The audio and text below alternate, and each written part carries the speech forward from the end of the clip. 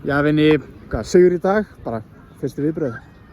Bara mjög ánægður að ná í 3 stig. Við höfum oft átt erfitt með að hala inn 3 stigum hérna á Leiknisvelli og það var kærkomið að ná því í dag. Allir 3 síðustu leiki fóru 1-1, fínt að skora 4 ekstra. Já, þetta þróaðist mjög svipað. Í fyrra komst við líka yfir frekar snemma, eða mjög snemma. Svona svo að jafnaðist leikurinn og við pínum hleyptum þeim inn. Nú var svolítið markmiðið okkur að hleypa þeim ekki inn. Og það hafði ekkert mikið meira gerst í fyrri hálfleik. Annað en við skorum hann 2-0, þá fengu þeir nú eitt svona hálffæri eða jafnvel döðafæri. Þannig að maður var þetta aldrei almennilega í rónni og það sama með seinni hálfleik. Við byrjum hann bara mjög kröftulega, sem var bara mjög mikilvægt að hleypa þeim bara aldrei inn í leikinn. Er ekki þá mikilvægt að skora svona skora mikið af mörkum, fá að stækka markatöluna og sérstaklega þar sem afturhending næstu leikur, þá getur hérna... Jú, það er alltaf hættulegt að fara eitthvað að hugsa um eitthvað af markatöluna. Í raun og veru var svona brenglasótt leikurinn og menn alltaf skora 2 mörk í hverju sókn. Eina sem ég svekktu með er bara markið í lokin sem er bara óhæfilegt að fá sig 1 mark. Það verður gaman að vinna þetta með 0. En ég get ekki kvartað við skorum. Náum okkar í 4 mörk í plús sem er bara... Ég hef alltaf þegið fyrirfram. Er það bara að missa fókusinn þegar þið skora leiknir?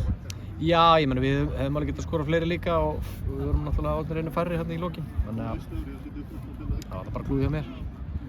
En ég meina eins og segir, afturhending, næsta leikur, hvernig leikur ertu að búast við gegn þeim? Bara mjög, jöfnum og spennandi og erfiður leik auðvitað. Það var algjört stríð þegar við mættum þeim í Mosfellsbæ í fyrri umferðinni.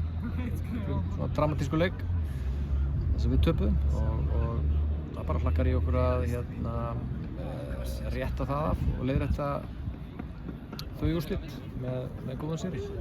Unnar kemur inn á og fer svo fljótur út af mellu, hvað gerist? Já, ég var bara eftir að fá, nú var ég bara að labba út af völlinum en hann lítur náttúrulega ekki vel út því að hann eins og segir, var búinn að vera inn á kannski ykkur 10 mínútur og eftir að hafa tekið hérna einhver 3-fold skæri og lagt út mark þá var alltaf kannski einum skærum og mikið, ég veit það ekki, en hann allavega virðist hafa meiðst eitthvað í fæti þar sem hann gat ekki haldið áfram og ég þarf bara að komast að því hversu alvarlegt það er. Þú segir, þið voru líka 15 mínútur, bara 10 manns, það stoppaði ykkur ekki neitt? Nei, eftir að hyggja var það bara, það er auðvitað ekki betra að vera einu færri en það setti rosalega fókus í liðið. Það er náttúrulega oft erfitt að halda fókus þegar þú komið með þannig að unnin leik í hendina 5-0 og korter eftir. En það var frábært að sjá strákana endurskipuleggja sig og verjast af krafti og jafnvel skapa færi líka á móti. Þannig að það var pínu svekkjandi að þeir hefðu átt skilið þau vel laun að halda hreinu en það klúraðist, það mistókst. En þetta er raun og veru bara, ef einhver klúðraði þá hvað þetta varðar þá var ég kannski aðeins og fljótur að nýta minni síðustu skiptingu.